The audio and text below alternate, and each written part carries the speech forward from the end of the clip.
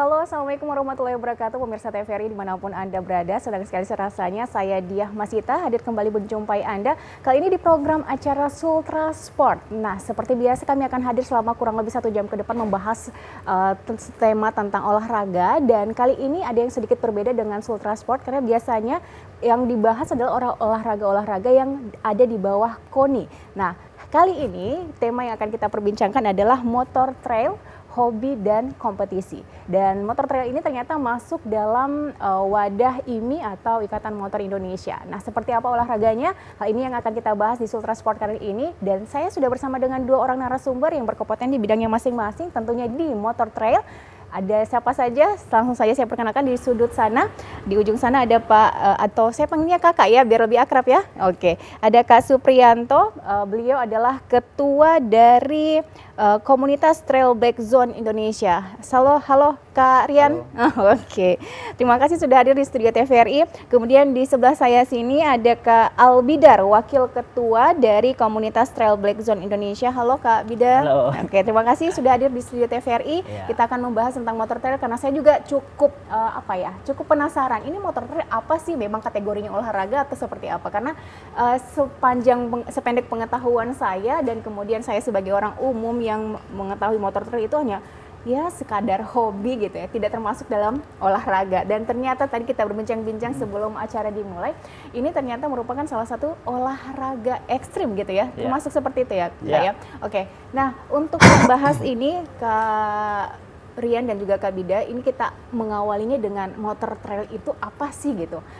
Kenapa dia bisa dikategorikan sebagai sebuah olahraga? Kategorinya olahraga. Mungkin Kak Rian terlebih dahulu, silakan. Jadi motor trail ini Mbak, ada beberapa jenis. Jadi ada yang diperlombakan itu seperti motocross, ada yang diperlombakan rally adventure dan balap enduro. Jadi ada 3 jenis Mbak untuk motor trail ini.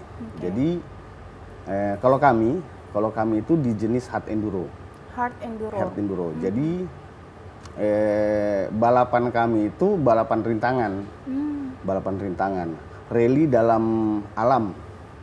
Rally di alam itu. Jadi balapannya itu pakai timing system. Jadi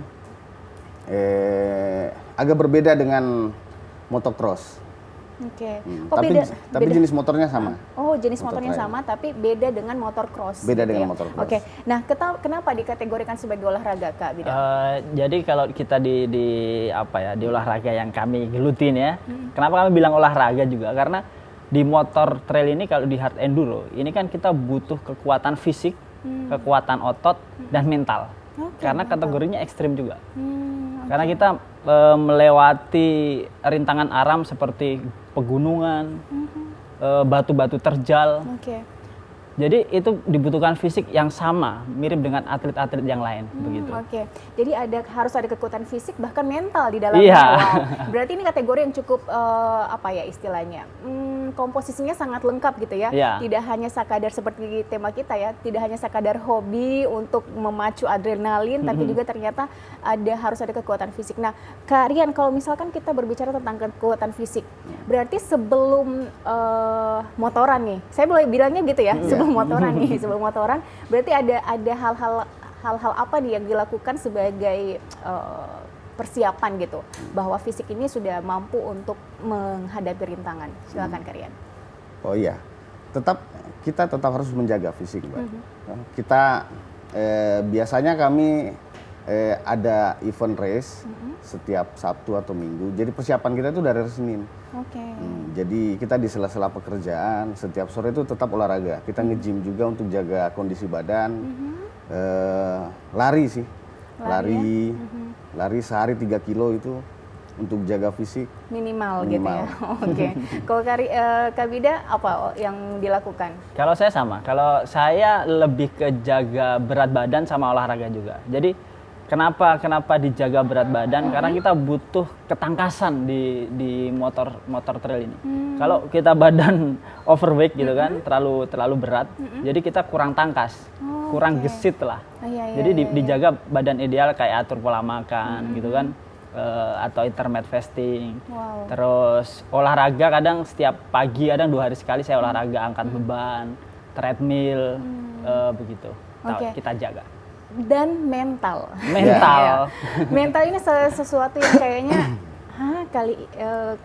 hari gini gitu masih harus jaga mental buat olahraga gitu. Biasanya justru olahraga ini justru membuat mental kita yang kadang bisa membuat drop atau apa gitu. Nah, kalau di motor trail hubungannya dengan mental dengan motor gitu, itu gimana Karyan? Iya. Gimana ya? Kalau mental itu seperti, coba bisa jelasin. Mental coba, gimana? Kak. Kalau mental tuh gini, kalau di setiap olahraga itu kan kita ada namanya praktis atau latihan. Latihan tuh gunanya apa? Latihan tuh gunanya untuk membiasakan otot kita atau membentuk muscle memory.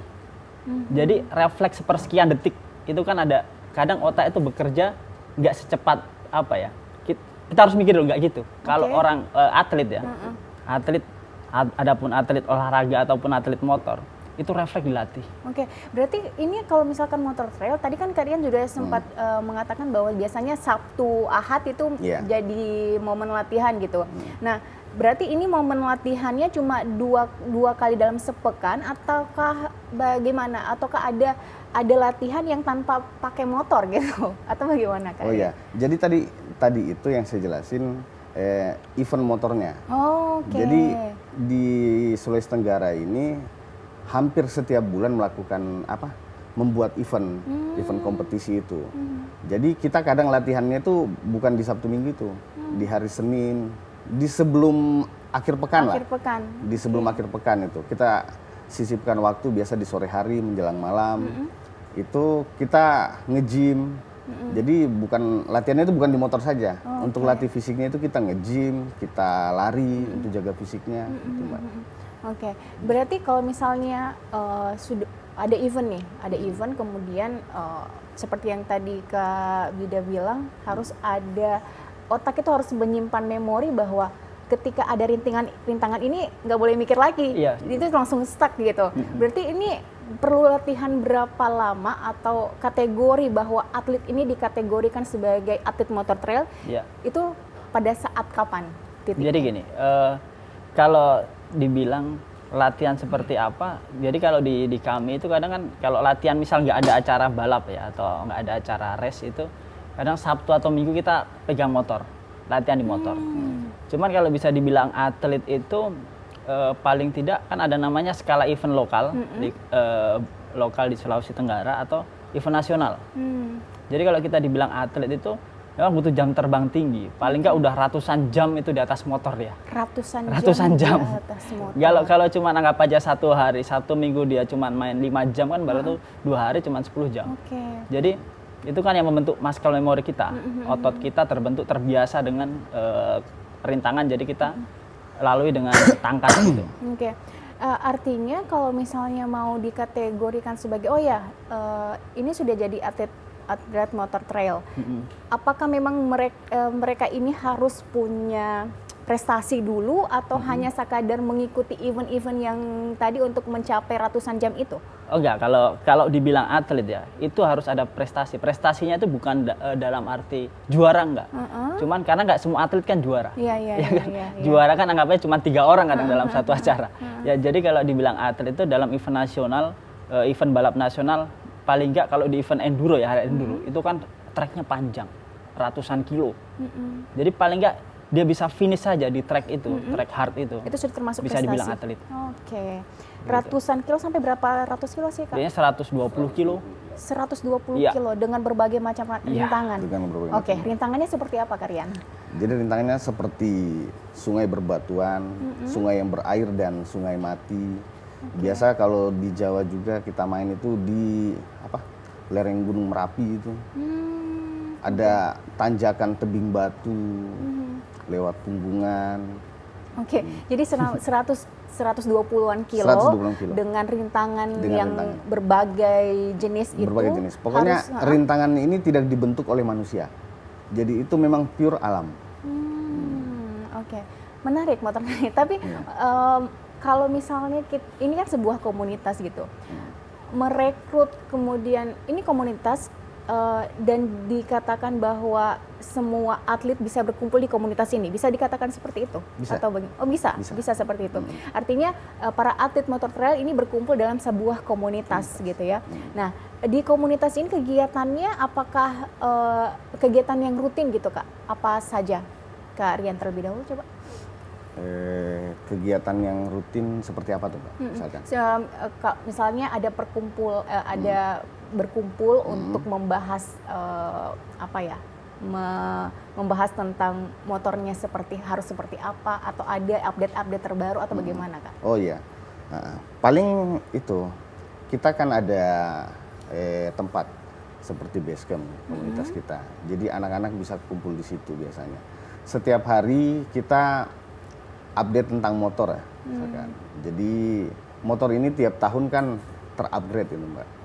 Terupgrade untuk tipenya, tipe mesinnya, tipe teknologinya, apa yang dipakai. Terus jenis rintangannya apa. Jadi itu sih yang setiap hari kita bahas. Karena setiap event itu berbeda-beda rintangannya. Ada yang rally balap rintangan, ada yang enduro race prolog, itu beda lagi.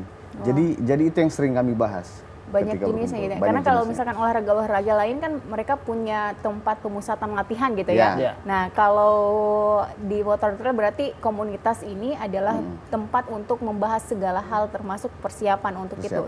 Gitu ya Kak Bidaya. Betul. Ya. Terkait dengan motor tadi sudah sempat disinggung sama Kak Rian tentang jenis motornya. Itu apakah motor trail ini punya spesifikasi tertentu gitu yang dikatakan ini termasuk motor trail atau seperti apa sih motor trail gitu? Coba Kak. Iya. Tidak. Kalau motor trail, kalau dibilang motor trail itu dibilang ya motor off-road ya dibilang.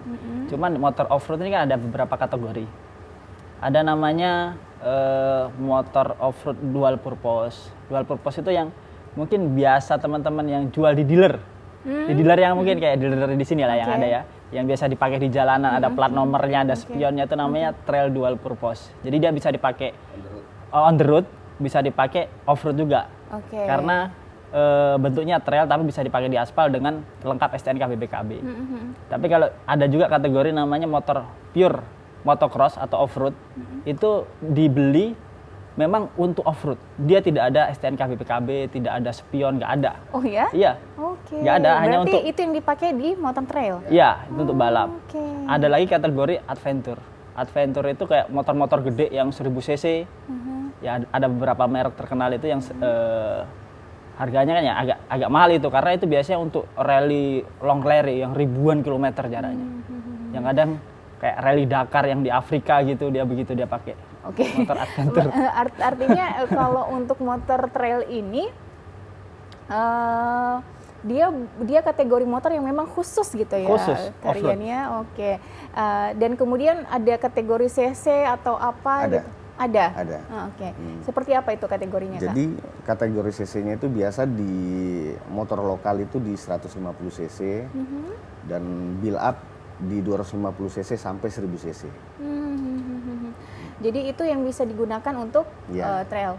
Tidak punya STNK dan BPKB. Agak lain gitu ya. Jadi nggak bisa dipakai di jalan raya. Iya. Tidak bisa dipakai di jalan raya. Jadi ketika misalkan saya nih sebagai orang awam kemudian, tapi ada tidak pernah pelanggaran? Ini pertanyaan ini saja. Pelanggaran bahwa motor trail ini dipakai di jalan raya. Ada sebagian orang-orang sih. Tapi kalau masih ada yang nakal masih ada nakal juga. Tapi kalau kami mobil itu sebelum masuk jalur, motor itu sebelum masuk jalur naik di mobil. Spesial banget motornya ya. Jadi sebelum masuk, makanya tadi saya berpikir kalau memang tidak lewat jalan raya, ini motornya diapakan? Ternyata naik di mobil. Untuk dibawa ke sirkuit. Di sirkuit itu. Menarik. Nah, di Sulawesi Tenggara sendiri Kak Rian, itu sudah berapa lama sih mulai dari tahun berapa gitu motor trail ini masuk di Sulawesi Tenggara? Motor trail masuk di Sulawesi Tenggara ini jauh sebelum kami ya. Jauh sebelum kami itu di tahun 2010-an. Itu sudah mulai bermain. Tapi kalau kami, khususnya kami itu mulainya di tahun 2015, Mbak. 2015. 2010 itu maksudnya gimana, Kak? Maksudnya ada yang Ada. Oh, sudah ada gitu sudah ya, ada. tapi belum berbuka. Tapi belum berkumpul menjadi komunitas, masih Oke. orang per orang saja.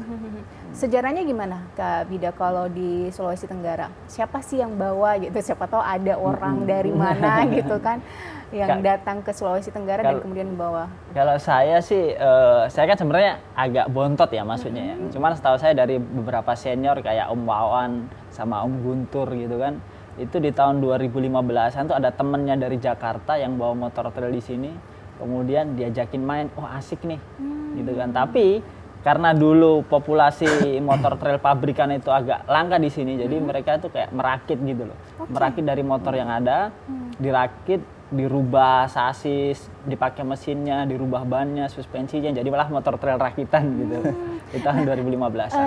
Saya biasa berkunjung ke daerah-daerah terpencil yang kemudian itu daerah pegunungan, dan rata-rata para petaninya itu saya lihat motornya agak aneh. Apakah itu termasuk motor trail? Hampir seperti itu. Oke. Jadi dirakit seperti itu. Tapi para petani ini tidak termasuk dalam atlet.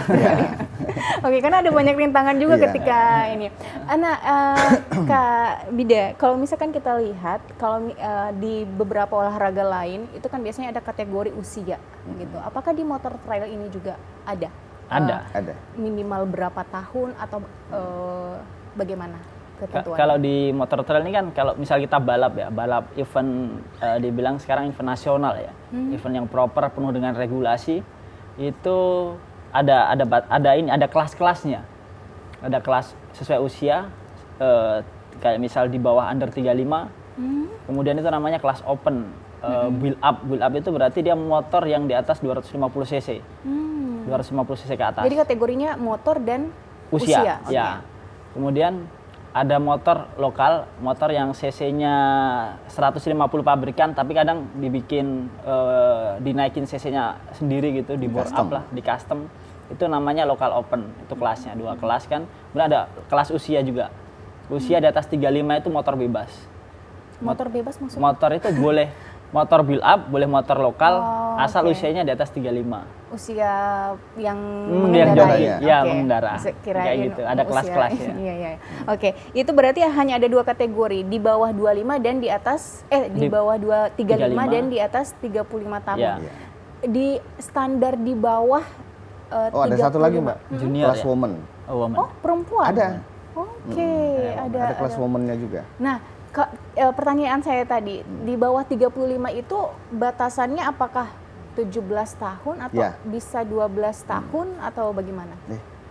Ada juga yang di bawah 17 tahun. Ada junior, ada kelas junior. Oh, kelas junior pun ada. Kelas junior ada juga. Oke, berarti anak-anak pun bisa. Anak-anak pun bisa. Oke, berarti ini motornya juga motor khusus gitu ya? Motor khusus Wah. juga. Berarti di Sulawesi Tenggara untuk kategori junior, saya rencananya mau kasih masuk anak saya itu. Belum ada ya, Kak? Di Kendari untuk komunitasnya belum ada. Tapi untuk yang bermain itu sudah mulai banyak. Termasuk anak saya juga main di situ. Oke. Oh, motornya berarti khusus juga motor gitu ya? khusus juga. Dan kita beli yang mini. bermainnya di alam juga? Di alam juga. Oke, menarik. Nah, kalau di Sulawesi Tenggara gitu kan, sekarang yang tercatat anggotanya berapa banyak? Sekarang untuk di data kami, Mbak ya, kita kan ada komunitas induk, Sultra Adventure Trail. Oh, Sultra? Adventure Trail. Oh, Adventure Trail. Itu komunitas induk klub-klub. Jadi ada klub, ada komunitas induknya nih yang naungi lagi. Itu namanya Sultra Adventure Trail. Oke. Tapi bukan di atas ini ya, tetap di bawahnya ini. Tetap diawasi oleh ini. Itu di data kami yang aktif itu sekitar 800 orang. 800 orang? Seluruh Sulawesi Tenggara. Oh. Tapi itu yang terdaftar. Dulu, ada yang tidak terdaftar? Ada yang tidak terdaftar. Okay. Mungkin lebih dari 800. Kalau misalkan tadi kan ada banyak rintangan gitu, otomatis yang masuk di dalam komunitas motor trail ini adalah orang-orang yang kondisi daerahnya itu punya banyak rintangan gitu. Karena kalau misalkan kategorinya ada yang masuk dalam sebuah daerah yang oh ini banyak rintangannya nih, oh ini ada banyak sungai kering, ada banyak sungai berair dan berbatu gitu. Apakah itu mempengaruhi keberadaan komunitas di Sulawesi Tenggara atau seperti apa? Tapi ini nanti dijawab setelah jeda dulu. Kita harus jeda pariwara terlebih dahulu sebelum kita lanjutkan perbincangan kita, dan pemirsa tetaplah bersama kami di Sultra Sport.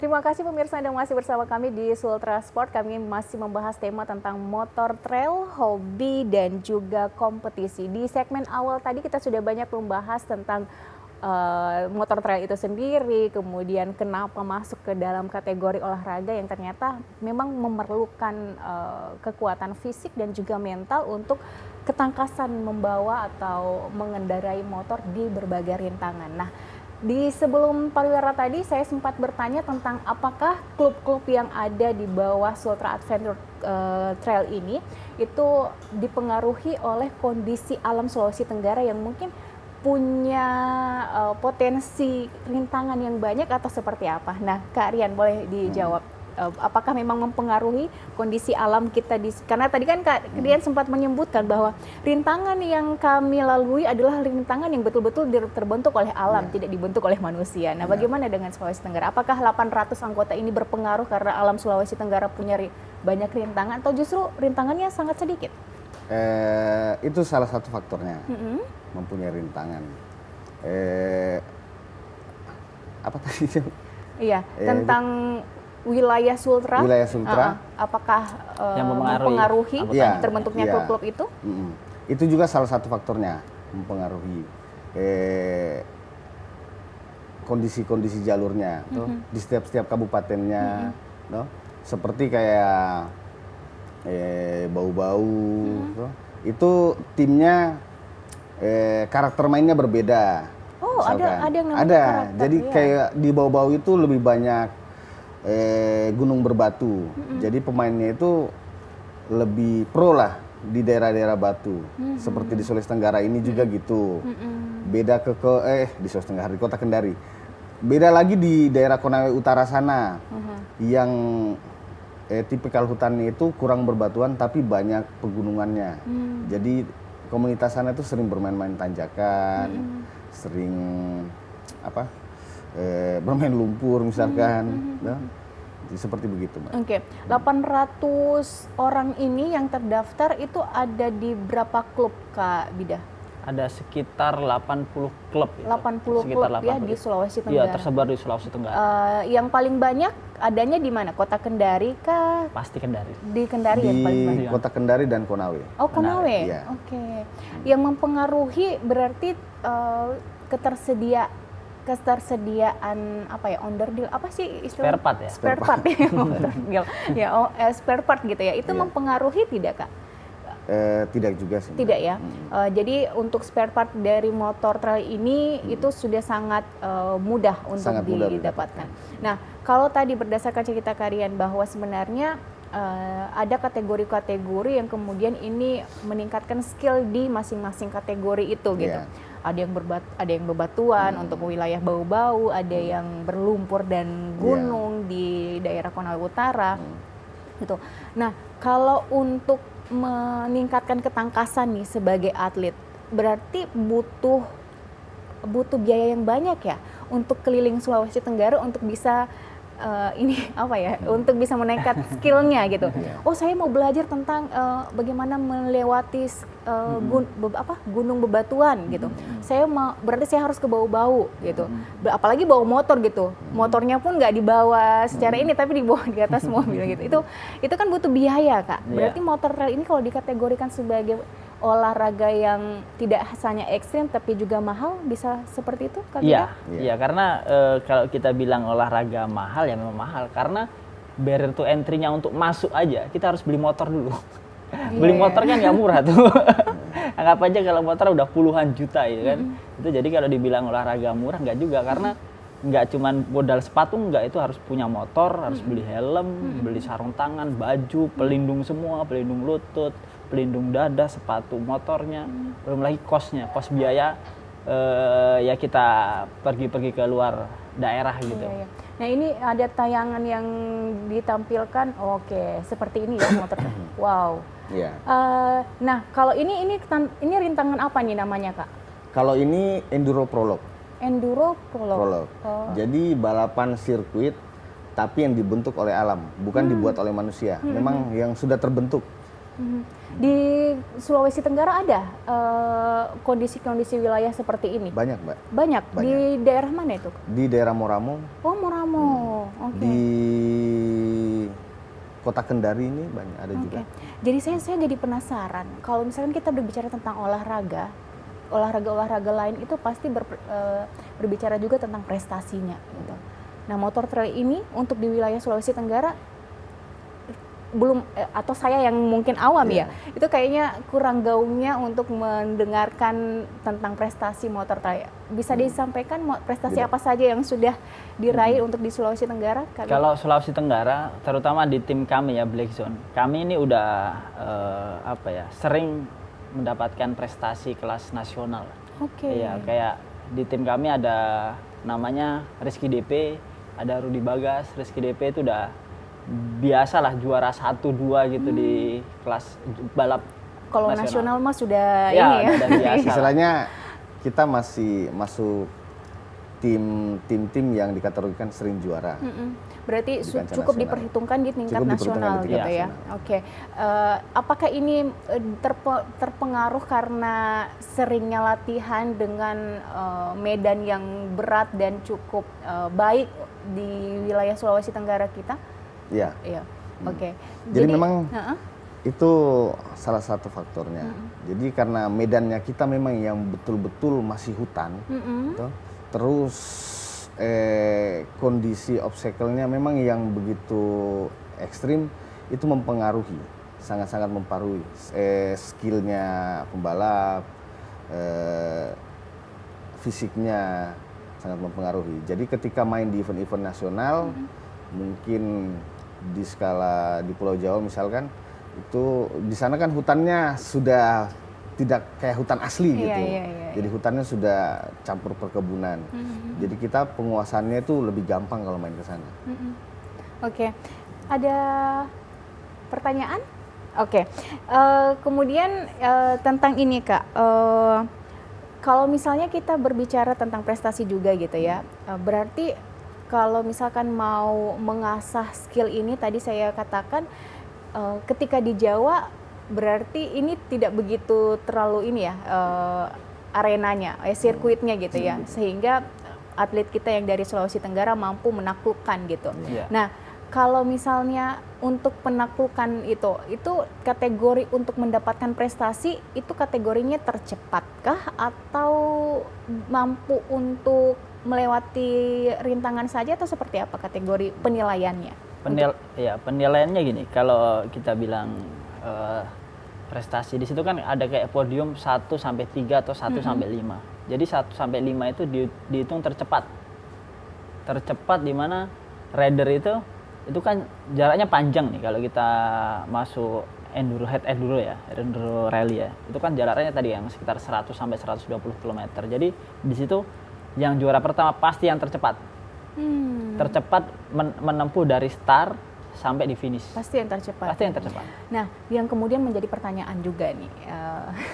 Tadi sudah sempat disinggung juga sedikit sama Kak Rian bahwa di Jawa pun itu hutannya sudah tidak full hutan alami, ada pertanian-pertanian gitu. Nah, sempat ada tidak sesuatu yang kemudian menjadi konflik bahwa ini orang-orang motor trail kok ngerusak lahan pertanian gitu.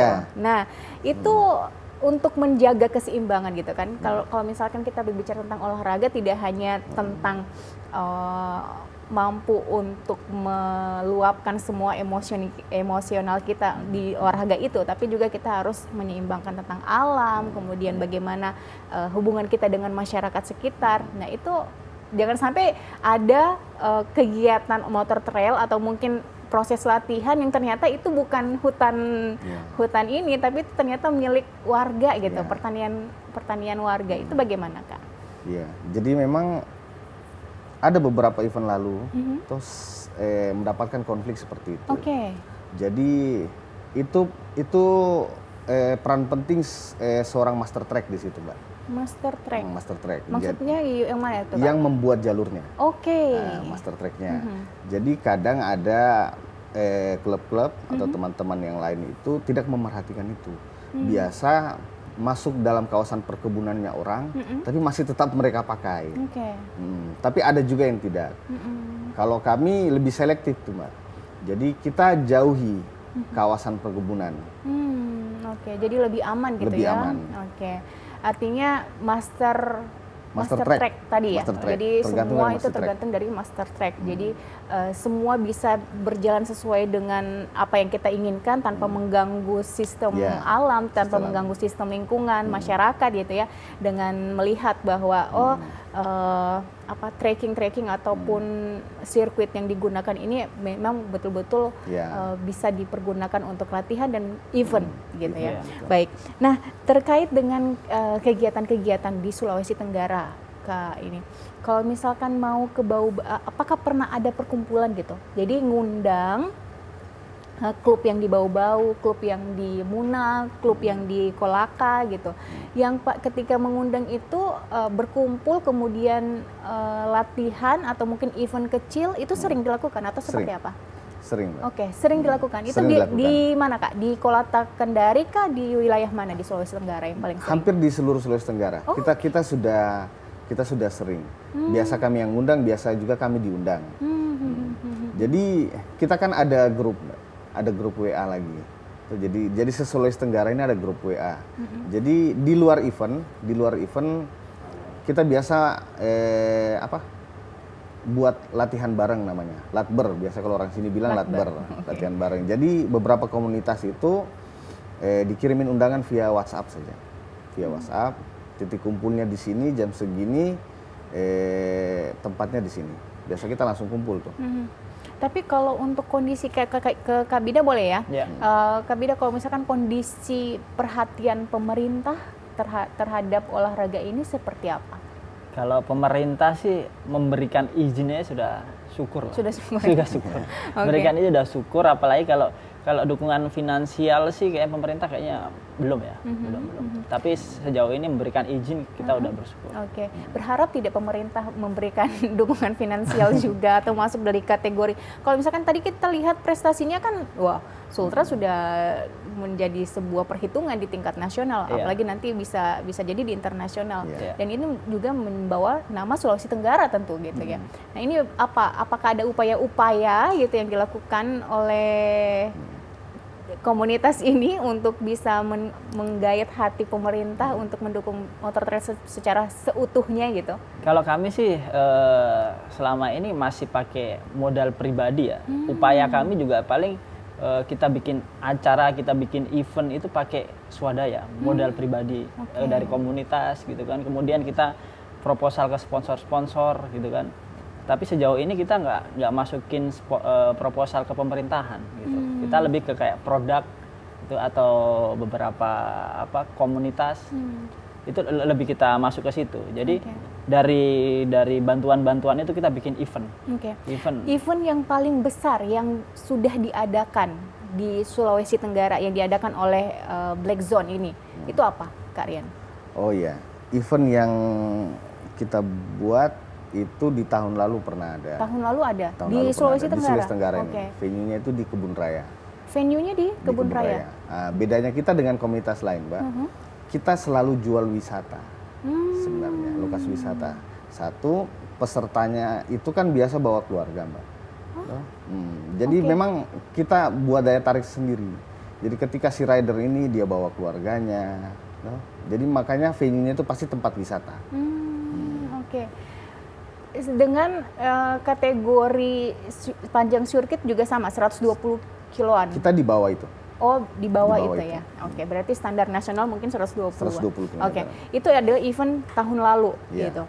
Dan ada banyak tadi yang dikatakan Kak Rian dan Kak Bida, ada banyak event-event kecil yang kemudian dilaksanakan hampir di seluruh kabupaten wilayah kota di Sulawesi Tenggara juga, dengan begitu memanfaatkan pariwisata tadi. Semakin komplit gitu ya, bukan hanya olahraga tapi ternyata juga mengandung unsur memperkenalkan pariwisata, dan memang ini sebuah olahraga yang ya boleh dikatakan sangat perfect gitu ya, karena semua hal ternyata komponennya masuk di dalam motor trail ini. Nah, tapi Kak Rian ataupun Kak Bida, kalau misalkan wilayah, misalnya kita mau ke Bau-Bau nih, kan harus nyebrang tuh, gitu. Berarti motornya juga diseberangkan gitu. Biaya yang dibutuhkan otomatis banyak gitu. Dan itu memang pribadi. Pribadi, semua pribadi. Berarti para atlet atau rider ini memang sudah menjadikan kehidupannya salah satunya itu untuk kegiatan ini gitu. Iya. Jadi kami ini kan ya ada yang berusaha, ada yang bekerja gitu kan. Uang pribadi dari kantong pribadi ya untuk itu. Untuk itu ya. Bahkan kayak Pak Rian ini dia uang pribadinya kadang besar dilarikan ke komunitas gitu, untuk kebersamaan kita. Wow, oke. Yang didapatkan apa sih Pak Rian atau Kak Bida ketika misalnya, iya kan kalau kita berbicara tentang kesenangan, ya kalau bagi saya ya, kok nggak masuk akal banget gitu. Itu ada beberapa hal-hal yang kemudian ini kenapa harus mengeluarkan banyak uang untuk kesenangan yang seperti ini. Apa yang didapatkan Pak Rian? Yang didapatkan sih kebahagiaan saja. Iya. Namanya sebuah hobi, Mbak ya. Jadi itu kalau menurut saya, jadi hobi itu sesuatu yang tidak bisa dinilai harganya. Oke. Jadi apa? Unlimited ya. Unlimited. Jadi kita tidak ragu untuk mengeluarkan demi hobi kita. Karena ada kepuasan tersendiri di situ, Mbak. Sekarang biasa percuma punya duit kalau nggak ada hobinya kan ngapain? Iya. Jadi memang motor trail ini bagian dari hidup yang kemudian bisa menyehatkan mental gitu ya. Itu sangat. Jadi tingkat stres itu bisa berkurang 50% ketika main trail. Benar, Mbak. Karena di hutan itu kita mau teriak, mau apa kan, nggak ada yang dengar kan. Nah itu untuk mempersiapkan sebuah event dengan sirkuit yang kemudian harus lewati gunung, sungai gitu. Itu apa ya istilahnya Kak Bida? Kalau misalkan kita melihat trayeknya dulu itu seperti apa? Butuh waktu berapa lama untuk menyusun trek tadi itu? Oh iya. Jadi saya jawab ya. Jadi master track itu menggaris dulu istilahnya, Mbak. Jadi kita buka peta mapping, misalkan di hutan Sulawesi Tenggara kita buka, itu sudah ada aplikasinya biasanya. Jadi telepasi gunung, keadaan hutan, sungai yang ada itu bisa kelihatan langsung via satelit. Jadi kita buat rutenya dulu di garis, terus kita masuk pakai GPS. Itu butuh untuk satu sirkuit jalur dengan panjang 60 km itu bisa dibuat selama 2 minggu. 2 pekan ya? 2 pekan. Hanya untuk menentukan jalur. Menentukan jalurnya saja. Berarti tidak hanya mikirin motor, tidak hanya mikirin spare part, tidak hanya mikirin fisik, tapi juga mikirin ini ya. Semua itu dilakukan oleh rider. Atau ada orang-orang tertentu, profesional tertentu yang menentukan master track ini? Atau memang harus rider gitu? Ada juga yang memang dia master track, tapi dia juga rider. Biasanya kayak gitu. Karena untuk menentukan itu dia harus rider, Mbak. Bagaimana caranya bisa dilewatin kan dia ngetes dulu. Jadi memang harus rider sih. Jadi memang harus rider ya. Atau mantan rider. Iya. Dulu dia pembalap gitu kan, udah usia mulai tua, udah jadi master track bisa. Ini secara pribadi saya bertanya ke Kak Rian dan Kak Bida, di Sulawesi Tenggara trekking ataupun sirkuit apa ya istilahnya trekking ya? Trekking yang mana nih yang paling menantang dan kemudian ini bisa menjadi sebuah Sulawesi Tenggara hanya di Sulawesi Tenggara nih punya trekking yang kayak gini gitu. Itu di mana kalau menurut Kak Bida? Kendari sih saya lihat. Kendari? Kendari itu cukup lengkap. Cukup lengkap, di sini tuh ada medan gunung batu ada, kemudian sungai berbatuan ada, terus tanjakan gunung-gunung yang tanah elevasi tinggi ada. Cukup lengkap. Kita coba berdiri di apa ya, di tengah kota Kendari, baru lihat aja sekeliling kita itu kan pegunungan semua itu. Terus jalurnya lewat mana? Kan nggak boleh lewatin ini. Itu sama, Karian juga di Kota Kendari? Di Kota Kendari juga. Itu gimana? Trayeknya itu gimana gitu? Kalau di Kota Kendari? Di Kota Kendari trayeknya banyak. Ada di Nanga-Nanga sana, di Kebun Raya. Jadi belakang Kebun Raya kan itu sudah masuk hutan itu, Mbak. Jadi sekitar 100 meter dari Kebun Raya itu sudah bisa masuk trek. Jadi kan ada jalan usaha pertanian biasanya, petani. Kita biasa mulainya dari situ trekkingnya. Jadi kita lihat dulu posisi mereka, kebunnya mereka terakhir di lokasi mana. Biasanya kita main setelah itu. Setelah lokasi perkebunan mereka. Setelah lokasi perkebunan gitu ya. Dan itu ada di Kota Kendari. Berarti even kalau di Kolaka Utara, kan kalau misalkan saya ini sebagai orang awam gitu melihatnya, seperti saya justru berpikir tadi, sepertinya di Kolaka Utara nih yang bakal dijawab sebagai trayek yang paling mumpuni ininya. Tapi ternyata di Kota Kendari. Kendari. Setelah di Kota Kendari di mana, Kak? Kalau selain Kota urutan Kendari, kedua nih. Bau-bau. Oke. Di Bau-Bau tadi Gunung Batu gitu ya. Jadi di sana tipikal batunya berbeda. Di sana tipikal batunya itu licin. Jadi lebih menantang lagi, lebih Mbak. menantang. Lebih menantang lagi. Oke. Nah, paling sering kalau buat event itu di Kota Kendari berarti, Kak? Atau di wilayah mana? Di Sultra? Di Sultra ini merata, Mbak. Jadi teman-teman di setiap kabupaten itu hampir sering membuat event tiap bulannya. Hampir sering. Tiap bulan? Tiap gitu. bulannya. Di berbagai wilayah Di berbagai kabupaten? wilayah di kabupaten. Oke. Semakin menarik, kita akan bahas tentang event-event ini, tapi setelah jeda dulu, dan pemirsa tetaplah bersama kami di Sultra Sport. Kami akan segera kembali untuk Anda.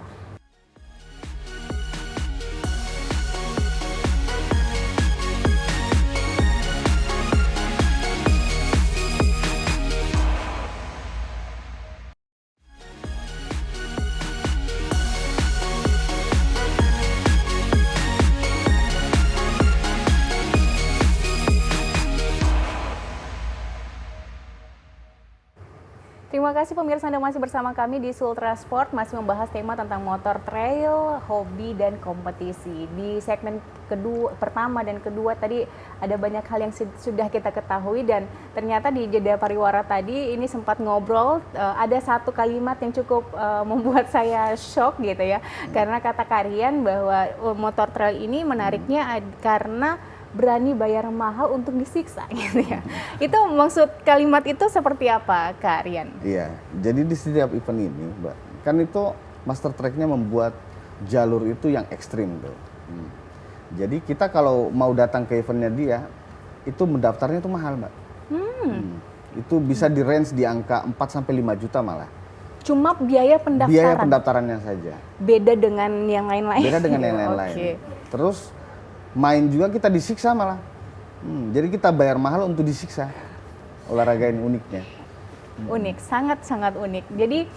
Jadi setiap event itu minimal segitu. Untuk event nasional atau? Untuk event nasional. Untuk event nasional. Oke. Kalau untuk skala lokal? Untuk skala lokal itu, jadi ada beberapa macam juga, Mbak. Jadi ada one day adventure. One day adventure itu biasa pendaftarannya di angka 250.000 sampai 300.000. Itu sudah dapat kaos, makan siang, dan kupon undian misalkan. Biasanya itu ada hadiahnya. Itu tergantung sponsor gitu ya. Sponsor juga. Oke. Terus, nah, terus Kak? Terus ada juga jenis event hard enduro. Nah, kalau jenis event hard enduro itu pure kompetisi, Mbak. Jadi tidak ada hadiah undiannya. Itu event balap rally lah, yang dibilang yang pakai timing system itu. Nah, kalau Kak Bida, biasanya kan kalau berbicara tentang motor-motor gitu, balap motor apa segala, semua itu ada tim gitu. Nah, rider ini di motor trail ada tim juga nggak yang khusus untuk mengecek kondisi rider misalnya, atau kondisi motornya misalnya, atau apalagi kalau lintasannya sampai 120-an kilometer itu kan pasti ada istirahat dulu lah atau apa gitu, Iya. atau rider ini harus betul-betul sendiri gitu, atau bagaimana Kak Bida? Ada. Jadi setiap tim, misal kami turun gitu kan, misal kita turun anggap aja 6 atau 7 pembalap gitu kan untuk main balap di event nasional ya. Itu ada tim ofisial 3 sampai 4 orang kadang, bahkan lebih kadang 5 orang. Jadi ada yang bersiap-siap di tempat start, nanti di tempat istirahat itu ada, karena ini kan treknya panjang. Jadi harus ada yang bawakan kayak bensin, BBM, terus support ketika ada kendala. Jadi di tengah lintasan nanti, misal kita udah tempuh anggap aja sekitar 60 km, di situ ada tempat istirahat. Oke. Ketika kita masuk tempat istirahat itu tidak dihitung waktunya, kayak di pause dulu gitu loh. Di pause dulu, kita masuk pit stop lah, kayak pit stop gitu. Jadi kita masuk, isi bensin, istirahat, makan, benerin apa yang perlu dibenerin. Bisa makan juga Iya, ya? bisa makan. Bisa. Makan dulu. Oke. Karena kan treknya panjang, dari Panjang, pagi ya? sampai sore kadang orang baru Oke, finish. oke, Jadi oke. kadang bisa di tengah perjalanan kita butuh makan juga Iya, gitu. kirain Di pit stop gitu. gas terus enggak ya? Treknya panjang, 1 harian kadang penuh itu orang balap. Kemudian dari situ ada yang memang ada itu tim ofisial yang ngurusin itu semua nanti dari tiap tim. Jadi memang betul-betul mahal gitu ya. Iya. Belum ridernya, belum tim ofisialnya, belum segala macam jenisnya. Nah, kalau di Sulawesi Tenggara, ini kan tahun lalu kemarin. Di dekat-dekat ini ada event lagi nggak? Siapa tahu saya mau daftar gitu. Gimana Kak Aryan? Apakah ada event terdekat yang iya. bisa diberitahukan kepada pemirsa? Jadi ada Mbak, di 24 sampai 26 Oktober nanti. Oh, pekan Depan. Oke. Pekan depan itu kebetulan event yang dibuat oleh tim kami sendiri, tim dari Black Zone. Black Zone, oke. Jadi melanjutkan event dari tahun kemarin kita buat lagi di tahun ini untuk part keduanya. Berarti ini akan jadi rutin? Iya. Oke. Nanti kita mau buat jadi agenda event tahunan. Event tahunan. Jadi di tanggal 24-26 Oktober ini, event ini bisa dikatakan skala nasional. Skala nasional? Karena dihadiri seluruh rider se-Indonesia. Untuk khusus pembalap-pembalap pro bermain di hard enduro. Itu semua sudah daftar, Mbak. Berapa pendaftar? Untuk saat ini kita sudah dapat 300 pendaftar. 300 pendaftar. Dan itu diadakannya di mana, Kak? Di Kota Kendari sini? Di Kota Kendari. Venue-nya itu di OT Coffee. Di OT Coffee Bypass. Jadi venue-nya di situ. Untuk tracknya itu kita main di arah belakang Kebun Raya. Di situ. Berarti sampai 120 kilo juga? Kita di bawah 120 kilo. Kita di 70 kilo. 70 kilo ya. Oke. 300 pendaftar seluruh rider pro gitu ya, Iya. Kak Bida. Oke. Biaya pendaftarannya berapa? Biaya pendaftarannya itu di angka 2.500.000 untuk yang full akomodasi. Itu sudah dapat hotel 2 hari, shuttle bis, venue ke hotel, udah dapat makan 6 kali, dapat aparel dan dapat sirkuit yang menyiksa. Sirkuit yang menyiksa gitu ya. Iya. Berarti kalau untuk atlet kita yang di Sulawesi Tenggara bakal ikut juga atau kita hanya sebagai panitia atau penyelenggara? Teman-teman di Sulawesi Tenggara ini sudah banyak yang ikut juga, Mbak. Jadi dari 300 peserta untuk saat ini Termasuk itu di Sulawesi Tenggara? Sudah termasuk dengan yang Sulawesi Tenggara. Sudah 50% lah peserta luar dengan peserta Sulawesi Tenggara. Saya jadi mikir, kalau peserta luar, berarti motornya via penyeberangan laut? Via penyeberangan laut. Oke. Jadi Kirain mereka ikut naik pesawat. dari kota mereka itu ngirim ke sini. Dikirim motornya? Dikirim motor. Jadi motornya Secara pribadi itu. Oke. Itu tidak ditanggung gitu Tidak ya? ditanggung. Betul-betul mahal. Berarti motornya sudah ada di Kota Kendari? Sekarang masih ada di titik kumpul di Tanjung Priok di Jakarta. Mungkin di tanggal 17 ini dikirim ke sini, ke Kendari. Oke. Dan semua tim dari Black Zone sudah siap untuk event ini? Sudah. Sudah siap. Sudah siap sekali. Sudah berapa persen kira-kira Kak Bida? 90% ya. 90%? Iya. Termasuk tracknya? Termasuk tracknya. Oke. Dan bisa menjanjikan apa nih dibanding tahun lalu? Kalau tahun ini ya, Kita tahun lalu kan skalanya nggak terlalu sebesar tahun ini. Tahun ini lebih besar karena hampir seluruh Indonesia datang. Jadi kayak dari Sumatera, Padang, Palembang, semua. Iya, Bali. Wow. Dan ada dari luar negeri malah. Iya, ada Ada satu peserta dari luar Satu negeri. peserta dari mana luar negeri? Artem dari mana bikin? Artem itu Belanda. dari iya kayaknya. Belanda. Belanda, ya. Oke, semoga sukses acaranya di tanggal 24 sampai 26. 26 Nama Oktober. eventnya apa, Kak? Black Zone Revival of Celebes. Oke, Black Zone Revival of Of Celebes. Celebes. Semoga sukses, penyelenggaraannya lancar semua. Wih, keren sekali ternyata motor trail ini. Saya baru tahu, saya tergagum-gagum akhirnya. Nanti mungkin saya akan menjadi bagian dari yang woman ya. Terima kasih sekali lagi Karian, Kak Bida, untuk informasi yang luar biasa di Sultra Sport kali ini.